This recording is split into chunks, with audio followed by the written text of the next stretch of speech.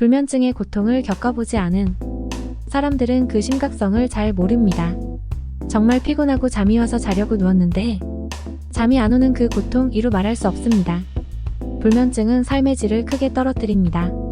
불면증은 하나의 병입니다. 가장 정확한 치료 방법은 정신과를 방문하는 것입니다.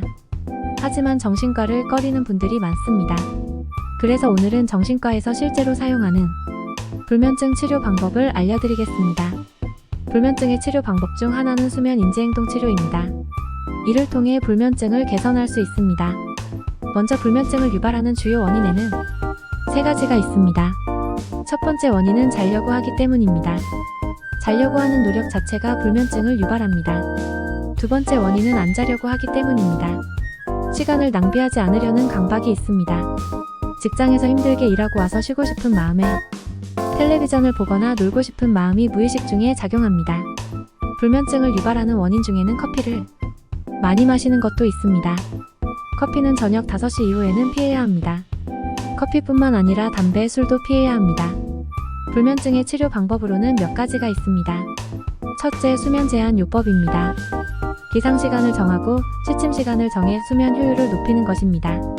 수면 효율이 85% 이상일 때 누워있는 시간을 늘리고 80% 이하일 때는 줄입니다. 예를 들어 기상시간을 오전 7시로 정하고 밤자리에 드는 시간을 자정으로 정한다면 수면 효율이 85% 이상일 때는 누워있는 시간을 15분씩 늘리고 80% 이하일 때는 15분씩 줄이는 방식입니다. 둘째, 자극 조절 요법입니다. 졸릴 때만 잠자리로 가고 잠이 오지 않으면 다른 방으로 나갑니다. 졸리면 다시 잠자리로 돌아오는 과정을 반복합니다. 이 방법은 침대와 잠을 연관짓는 조건 반사적인 훈련을 통해 잠들기 쉽게 만듭니다. 평소에 침대에서 TV를 보거나 음식을 먹는 습관을 피하는 것도 중요합니다. 침대는 오로지 잠을 자는 공간으로 인식하도록 해야 합니다. 셋째, 수면 위생 개선입니다. 커피, 담배, 술을 피하고 어두운 조명을 사용하며 시계를 치우고 암막 커튼을 사용하는 것입니다.